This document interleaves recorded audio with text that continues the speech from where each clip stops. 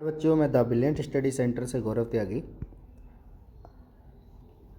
आज हमारा जो मेन टॉपिक है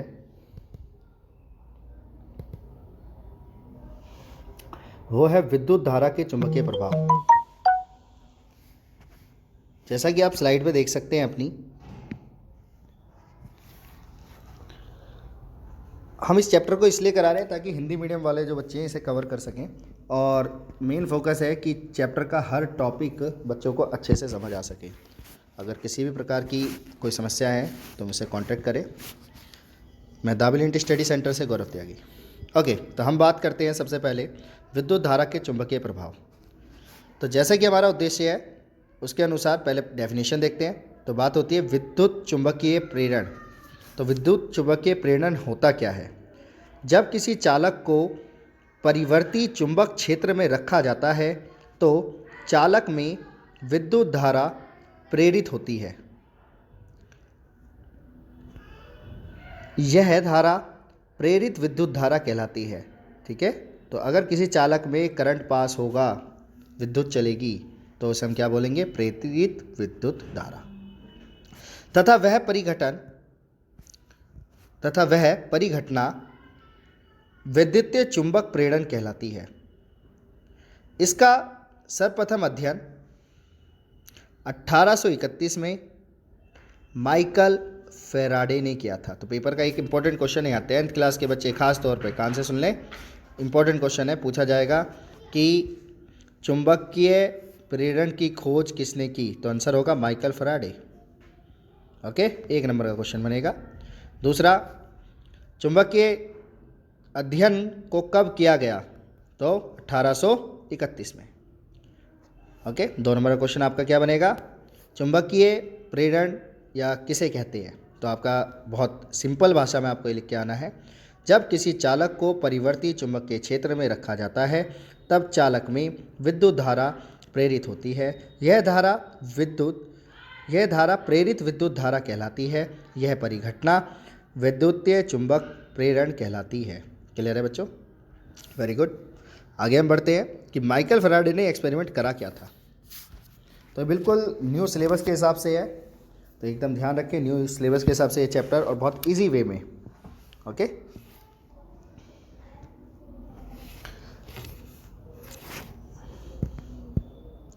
तो हमारी अगली बात आती है क्रियाकलाप। जैसा कि आप यहाँ देख सकते हैं, हमने यहाँ पे एक क्रियाकलाप करा है। तो क्रियाकलाप क्या है? अनेक फेरों वाली तार की कुंडली ए बी लीजिए। तार की कुंडली का मतलब होता है कि एक आपको तार जो है वो इस तरीके से फोल्ड कर देना है। Okay, round shape. कुंडली के सिरों को किसी गैल्वेनोमीटर से संयोजित कीजिए। तो हमें लगाना क्या है यहाँ पे?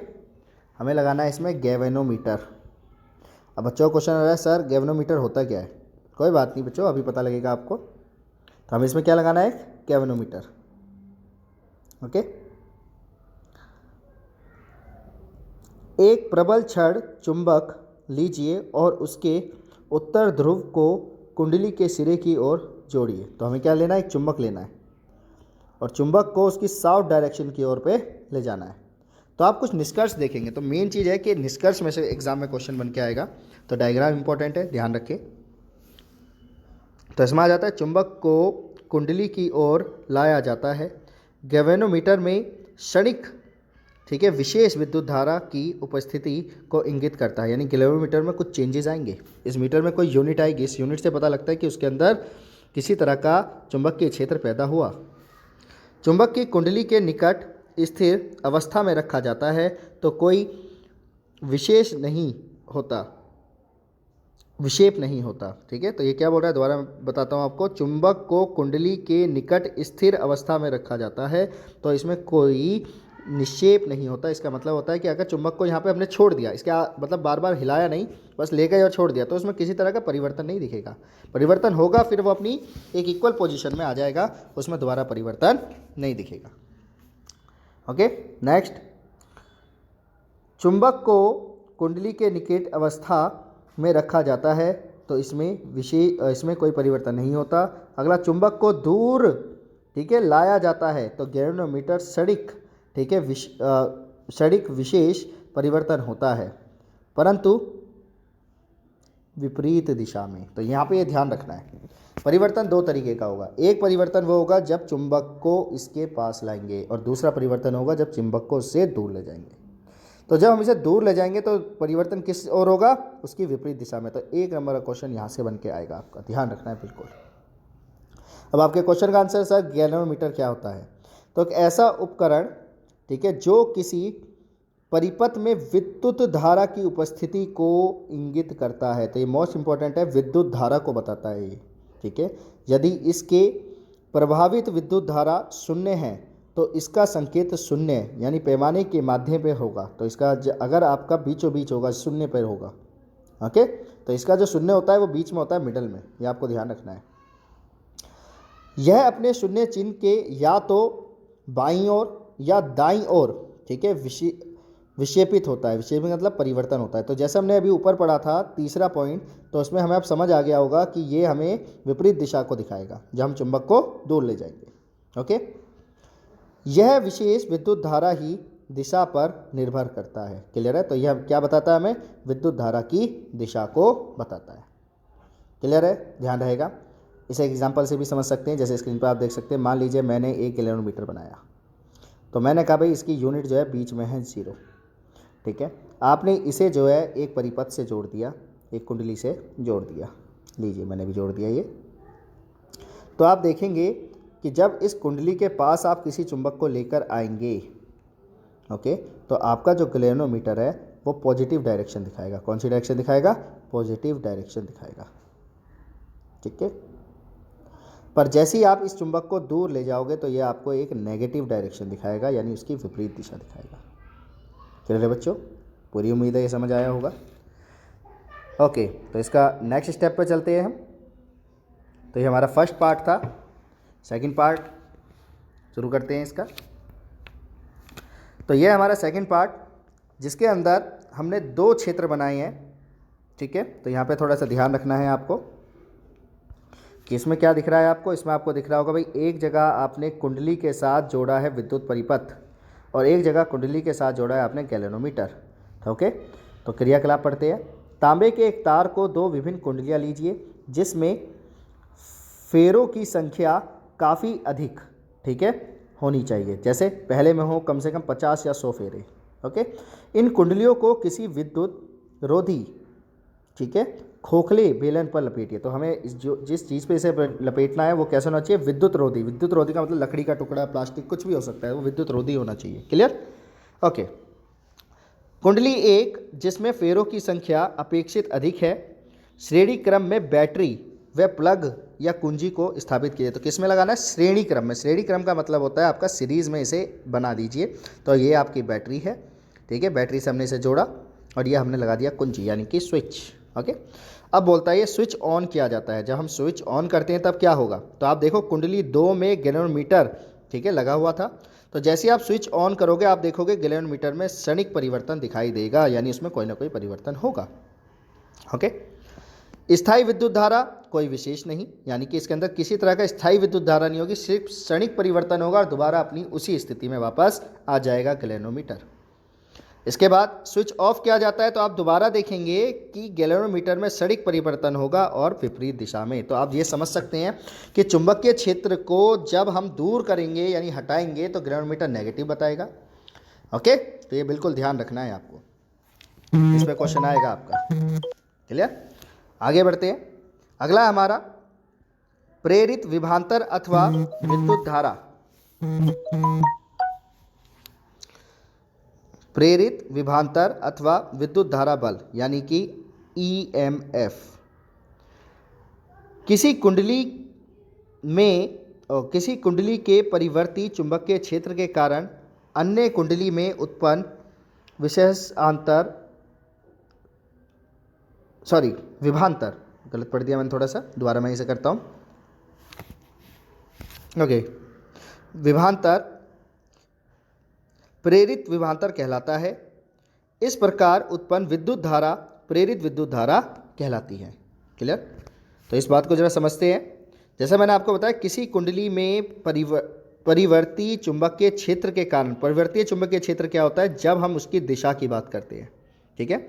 तो अन्य कुंडली में उपस्थित विभवांतर, ठीक है, कहलाता है। तो हमें यहाँ पे दो जो ऊपर कुंडली दी गई है इसके बारे में हम बात कर रहे हैं कि एक में अगर चुंबकीय क्षेत्र प्रभावित किया तो दूसरे में क्या परिवर्तन हुआ।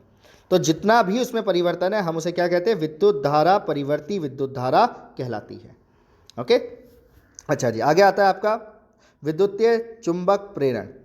यह प्रक्रम जिससे विद्युत किसी चालक में परिवर्तित चुंबकीय क्षेत्र के कारण अन्य चालक विद्युत धारा प्रेरित होती है, इसे विद्युतीय प्रेरण कहलाता है। ओके, जी हाँ, इसका मतलब क्या हुआ, इसका मतलब हुआ कि आप अगर एक विद्युत धारा प्रक्रम बनाएं तो उस पर उसका क्षेत्र पे यानी चुंबकीय क्षेत्र क्या होगा, करंट की दिशा यानी कि विद्युत की दिशा क्या होगी, इस चीज़ का प्रभाव पड़ता है। तो विद्युत धारा प्रेरित करने के तरीके, तो विद्युत धारा दो तरह से प्रेरित होता है। पहला, किसी विद्युत चालक को परिवर्ती चुंबकीय क्षेत्र में रखना। दूसरा, निरंतर गतिशील धारक का स्थिर चुंबकीय क्षेत्र में रखना। ओके, तो अगर हम बात करते हैं आपसे विद्युत धारा की दिशा में, तो हम बात कर रहे हैं एक्चुअल में आपसे किससे, फ्लेमिंग के दक्षिण हस्त नियम की। इंपॉर्टेंट क्वेश्चन है, पक्का एग्जाम में आने वाला, कि फ्लेमिंग का नियम क्या होता है। तो इसके लिए कोई ज़्यादा परेशान होने की जरूरत नहीं है, आपको सिर्फ कुछ फिगर याद रखनी है। आपने सामने एक फिगर देख रहे होंगे जिसमें आपको दिखाई दे रहा है कि बीच में हमारा होता है क्षेत्र, ठीक है, ऊपर होती है धारा, ठीक है, और नीचे बन जाता है हमारा चुंबकीय प्रभाव। तो आप इसके परिभाषा को सिंपली तौर पर याद रख सकते हैं। यदि तर्जनी चुंबक क्षेत्र की दिशा को संकेत करती है और अंगूठा चालक की गति को दिशा की ओर संकेत करता है, तो माध्यम चालक के प्रेरित विद्युत धारा की दिशा कहलाती है। क्लियर है? तो इसमें हमें ये समझ आता है कि विद्युत धारा जो है वो किस ओर बह रही है, यानी विद्युत क्षेत्र किस ओर बनेगा, चुंबकीय क्षेत्र किस ओर बनेगा। तो अगर आप अपने अंगूठे को ऊपर की ओर खींचते हैं, बीच वाली उंगली को आगे की ओर खींचते हैं और उससे अपोजिट उंगली को नीचे की ओर करते हैं, तो आप समझ सकते हैं जो चालक की गति है वो हमारी ऊपर की ओर जा रही है, जिसकी वजह से चुंबकीय क्षेत्र बीच में तैयार हो जाएगा। क्लियर? और विद्युत धारा जो है वो इंगित कर रही है। क्लियर? ओके, नीचे दो क्वेश्चन दिए, अपनी नॉलेज को टेस्ट कर सकते हैं आप उस क्वेश्चन के आधार पर। तो हमारा ये था सेकंड पार्ट। अगर हम चलते हैं थर्ड पार्ट के ऊपर, तो थोड़ा सा उसे जो हमने अभी पढ़ा उसे थोड़ा सा और अच्छे से एक बार क्लियर करते हैं। थर्ड पार्ट में मैंने उसे थोड़ा राइटिंग स्किल में है, ध्यान से समझे। तो पहला आता है चुंबकीय क्षेत्र प्रेरण क्या होता है। इंपॉर्टेंट क्वेश्चन है, दोबारा समझ लीजिए। वह प्रक्रम जिसके द्वारा किसी चालक में परिवर्ती चुंबकीय क्षेत्र के कारण अन्य चालक में विद्युत धारा प्रेरित होती है, यह विद्युत चुंबकीय प्रेरण कहलाता है। ओके, इसका पता माइकल फैराडे ने लगाया था। इसका उपयोग विद्युत जनित जनरेटर में, ट्रांसफार्मर में, ठीक है, किया जाता है और गैल्वेनोमीटर में किया जाता है। तो याद रखना है कि गैल्वेनोमीटर क्या बताता है, विद्युत चुंबकीय क्षेत्र को बताता है। विद्युत धारा प्रेरित करने के तरीके, किसी विद्युत चालक में परिवर्ती चुंबकीय क्षेत्र के रखने पर या निरंतर गतिशील चालक को स्थिर चुंबकीय क्षेत्र में रखने पर। तो इसके बाद हमारी बात आती है फ्लेमिंग का दक्षिण हस्त नियम। 3 नंबर का क्वेश्चन एग्जाम में कई बार आया है। तो इसमें यदि दाहिने हाथ का अंगूठा, तो आप यहाँ पे समझ सकते हैं कि एक अंगूठा जो है आपका, ठीक है, अगर वो गति को बताए, ठीक है, और हमारी जो तर्जनी है वो अगर चुंबकीय क्षेत्र को बताए, तर्जनी का मतलब होता है बीच की उंगलियां सारी, ठीक है, तो मध्य में उंगली क्या बताएगी हमारी, तो ये बताएगी प्रेरित विद्युत धारा। तो ये नहीं, सिंपल भाषा में कह सकते हैं अगर करंट नीचे की ओर फ्लो हो रहा होगा तो चुंबकीय क्षेत्र बीच के क्षेत्र में बनेगा जो कि क्लॉकवाइज बनेगा। ठीक है, अब बच्चे आसानी से याद रख सकते हैं इसे, घड़ी की दिशा में। ओके, ठीक है जी। तर्जनी चुंबकीय क्षेत्र को इंगित करे तो मध्य चालक के प्रेरित विद्युत धारा की दिशा कहलाती है। क्लियर है बच्चों? धन्यवाद बच्चों। चैप्टर को बिल्कुल इम्पोर्टेंट पार्ट मैंने इसके अंदर स्पष्ट किया है, तो आप इसे एक बार लर्न करें, नोट कर लें। ठीक है, मैं नहीं कहता कि शेयर और लाइक करें, अच्छी लगे तो लाइक भी करें। Thank you very much. मैं द ब्रिलियंट स्टडी सेंटर से गौरव त्यागी।